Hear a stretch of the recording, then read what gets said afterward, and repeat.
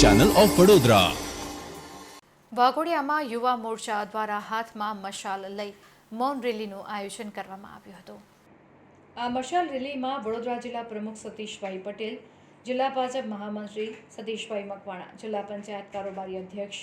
નિલેશ પુરાણી, નર્મદા જિલ્લા પ્રભારી ધર્મેશભાઈ પંડ્યા, ભાજપના કાર્યકરો, ગ્રામજનો મોટી સંખ્યામાં આ મૌન રેલીમાં જોડાયા હતા। આ મૌન રેલી 15મી ઓગસ્ટ 1947માં દેશ આઝાદ થયો અને દેશને સ્વતંત્રતા મળી, જે દેશ માટે વીર સપૂતો લડ્યા અને જે સપૂતો શહીદ થયા તેમને મૌન રેલી કાઢીને શ્રદ્ધાંજલિ આપવામાં આવી હતી।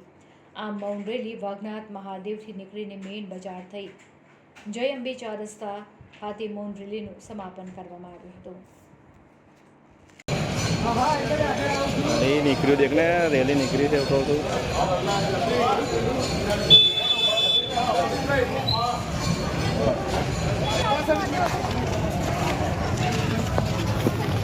नहीं जरूर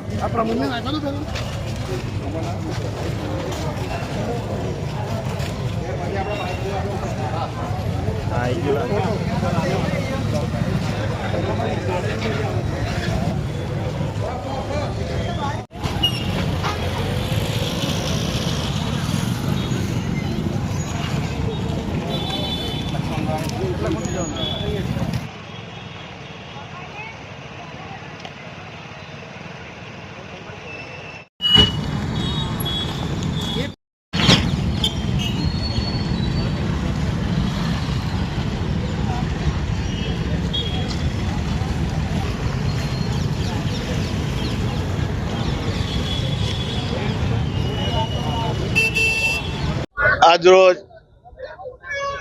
વાઘોડિયા ખાતે યુવા મોરચા દ્વારા જિલ્લા કક્ષાનો આજે મૌન રેલી વાઘનાથ મહાદેવથી રંગીલા હનુમાન સુધી મોટી સંખ્યામાં યુવા મોરચાના કાર્યકરો તેમજ વાઘોડિયાના તમામ સંગઠનના હોદ્દેદારો સાથે મળીને આજે મૌન રેલી કાઢી છે અને સાથે સાથે આવતીકાલે રાષ્ટ્રીય પર્વ એટલે કે 15મી ઓગસ્ટ સ્વાતંત્ર્ય પર્વ દિવસ હોય ત્યારે તમામ ગુજરાતની તેમજ વડોદરા જિલ્લાની તમામ જનતાને ખૂબ ખૂબ શુભકામનાઓ પાઠવું છું અને આ જ રીતે યુવા મોરચો પણ તમામ રીતે દેશના દરેક કાર્યમાં સહભાગી બને એ જ અભ્યર્થના આપણો દેશ 15મી ઓગસ્ટ 1947માં દિવસે આઝાદ થયો। એની પૂર્વ સંધ્યાએ વર્ષોથી આપણે મૌન રેલી મશાલ રેલી કાઢતા હોય છે, કારણ કે આપણો દેશ જે રીતે વિભાજિત થયો ત્યારે ખૂબ લોકો મોટી સંખ્યામાં એમના મૃત્યુ પણ થયા, એમની પર અત્યાચાર થયો, જેને કારણે ભારતીય જનતા પાર્ટી આ લોકોને શ્રદ્ધાંજલિના રૂપમાં આ રીતે મૌન રેલી કાઢીને અમે કાઢતા હોય છે। એના જ ભાગરૂપે આજે વાઘોડિયામાં યુવા મોરચા દ્વારા ખૂબ મોટી સંખ્યામાં જિલ્લા કક્ષાનો આજે મશાલ રેલી મૌન સ્વરૂપે કાઢીને વાઘનાથ મહાદેવથી માંડીને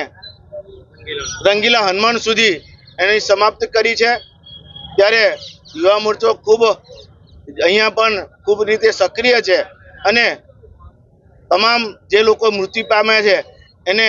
યુવા મોરચા દ્વારા તેમજ સંગઠનના તમામ હોદ્દેદારો દ્વારા અહીંયા અમે શ્રદ્ધાંજલિ આપી છે।